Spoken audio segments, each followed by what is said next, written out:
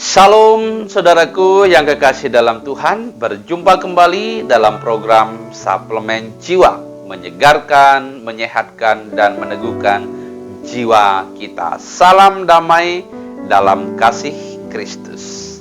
Pada kesempatan hari ini, di awal pekan dan di awal bulan ini, kita akan kembali merenungkan kebenaran firman Tuhan yang tentu akan menguatkan dan meneguhkan, memberkati kita semua.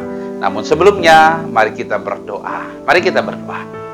Bapa di surga, terima kasih ya Tuhan untuk kesempatan pada pagi hari ini. Kami boleh ada sebagaimana kami ada, kami boleh melewati malam dengan keadaan baik dan selamat, dan sampai pada saat ini ya Tuhan, kami boleh kembali menghadap hadirat-Mu dan merendahkan diri di hadapan Tuhan. Sebelum kami memulai hari ini, memulai pekan ini, dan bahkan memulai bulan ini Tuhan, kami mau berdoa dan menyerahkan totalitas kehidupan kami ke dalam tangan Tuhan. Dan terlebih kami mau mendasari dengan kebenaran firman-Mu yang tentu akan menguatkan dan memberkati kami dalam kami melakukan semua aktivitas dan pekerjaan kami. Terima kasih Tuhan, pimpin dan tuntunlah kami kepada seluruh kebenaran-Mu, di dalam nama Tuhan Yesus Kristus firman yang hidup. Amin.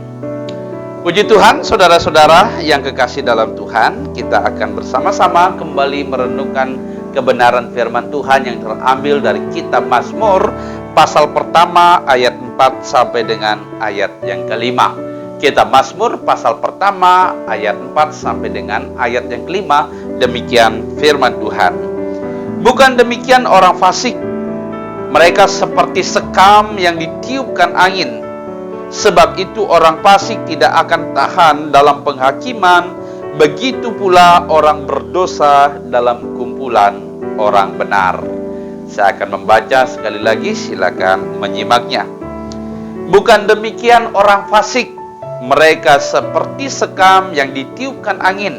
Sebab itu orang fasik tidak akan tahan dalam penghakiman, begitu pula orang berdosa dalam kumpulan orang benar. Mazmur pasal 1 ayat 4 sampai dengan ayat yang kelima. Saudara-saudara yang kekasih dalam Tuhan, melalui teks pembacaan firman Tuhan pada pagi hari ini, saya akan mengajak kita kembali merenungkannya di bawah satu tema, yaitu hidup orang fasik. Beberapa waktu yang terakhir kita sudah merenungkan kebenaran firman Tuhan, yaitu kebahagiaan orang benar. Di dalam Mazmur pasal 1 ayat 1 sampai dengan ayat yang ketiga. Namun pada kesempatan ini kita akan merenungkannya di dalam ayat yang keempat dan ayat yang kelima di bawah satu tema, yaitu hidup orang fasik. Saudaraku yang kekasih dalam Tuhan, orang fasik itu seperti apa? Orang fasik adalah kebalikan daripada orang benar yang sudah kita bahas beberapa waktu yang lalu. Fasik bukan berarti orang yang tidak percaya.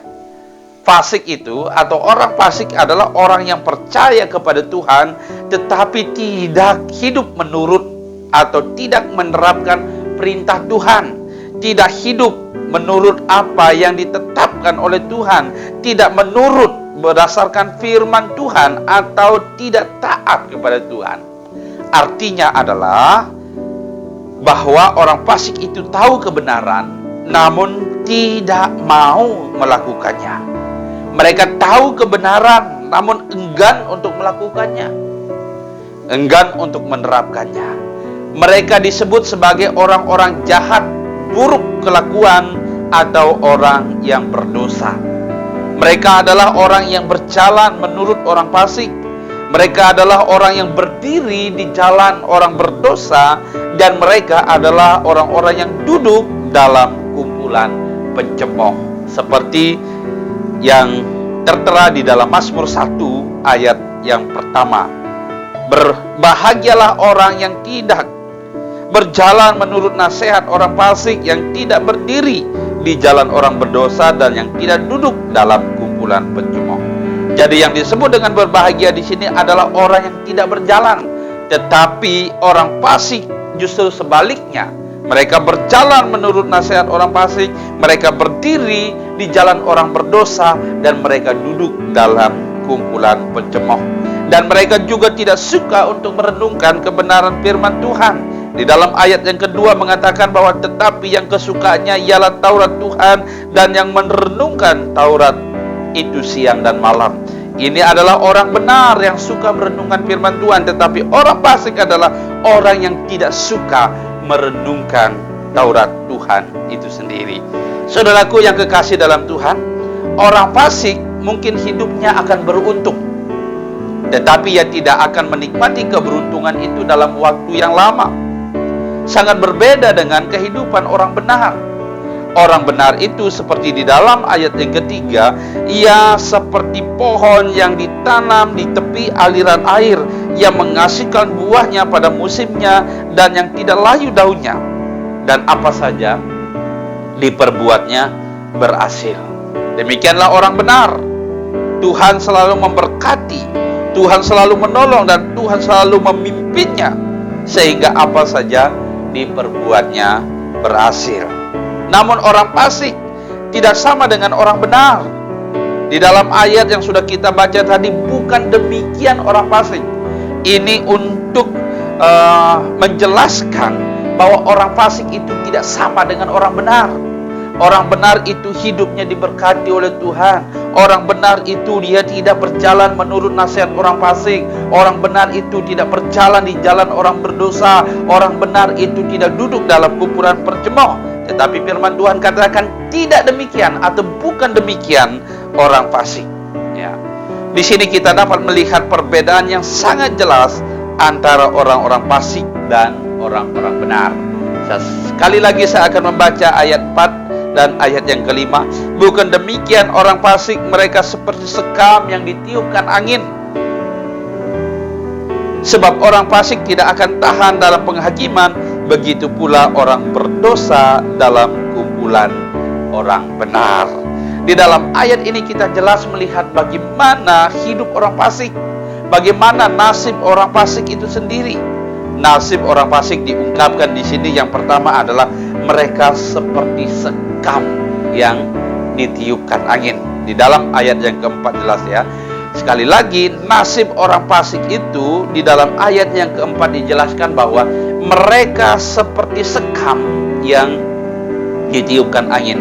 Artinya hidupnya tidak memiliki kepastian, penuh kebimbangan dan keraguan, tidak memiliki pegangan hidup.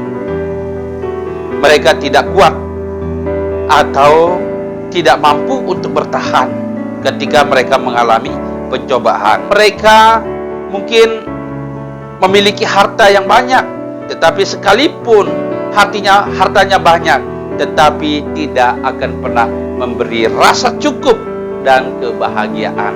Ya, sekali lagi, mungkin mereka memiliki harta, tetapi hartanya itu tidak akan pernah menjamin bahwa mereka akan memiliki rasa cukup dan kebahagiaan, karena mereka hidup jauh daripada Tuhan, karena mereka hidup menurut kemauannya sendiri. Mereka hidup berdasarkan apa yang dipandangnya baik. Mereka hidup berdasarkan apa yang menurutnya nyaman untuk dijalani. Mereka mengabaikan apa yang menjadi perintah Tuhan dalam kehidupan mereka. Kemudian nasib yang kedua orang fasik itu adalah mereka tidak akan tahan dalam penghakiman dan dalam kumpulan orang benar. Ayat yang kelima jelas mengatakan bahwa orang fasik tidak akan tahan dalam penghakiman, begitu pula orang berdosa dalam perkumpulan orang benar. Jadi jelas bahwa nasib orang fasik di sini bahwa mereka menjadi lemah karena dosa-dosanya sendiri, dan dosa-dosanya sendiri akan bersaksi tentang dirinya sendiri. Mereka akan terus tertuduh dan merasa malu dalam komunitas orang benar, atau mereka akan malu dalam kumpulan orang-orang benar. Itulah sebabnya penulis Mazmur ini mengatakan bahwa mereka tidak akan tahan dalam kumpulan orang benar. Saudaraku yang kekasih dalam Tuhan, perbuatan orang fasik akan memimpin kepada kebinasaan.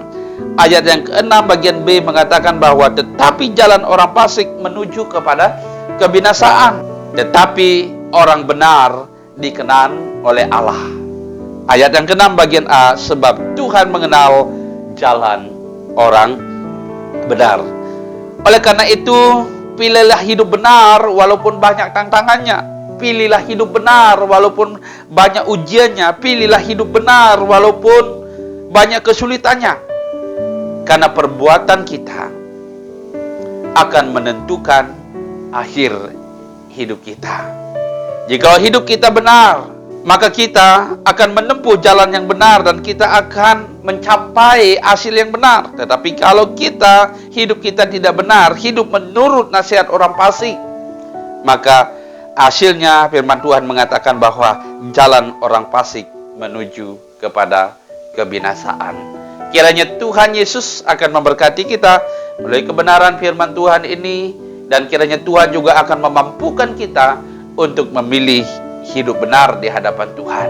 Tuhan kiranya memberkati. Amin.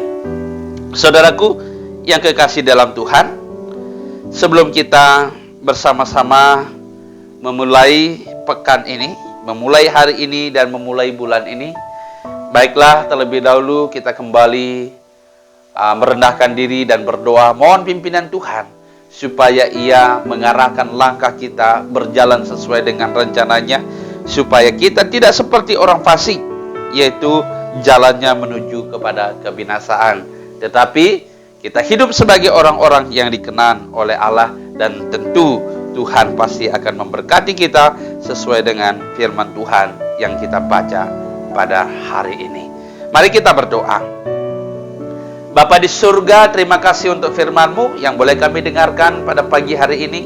Kiranya firman-Mu ini akan menolong dan memampukan kami hidup benar di hadapan Tuhan. Karena kami telah melihat nasib orang fasik itu, ya Tuhan, sangat mengenaskan. Mereka memiliki harta, tetapi harta itu tidak menjamin bahwa ia akan hidup dalam kebahagiaan. Mereka memiliki harta, tetapi tidak menjamin bahwa mereka hidup dalam kecukupan. Tetapi orang-orang yang takut akan Tuhan dikenan di hadapan Tuhan.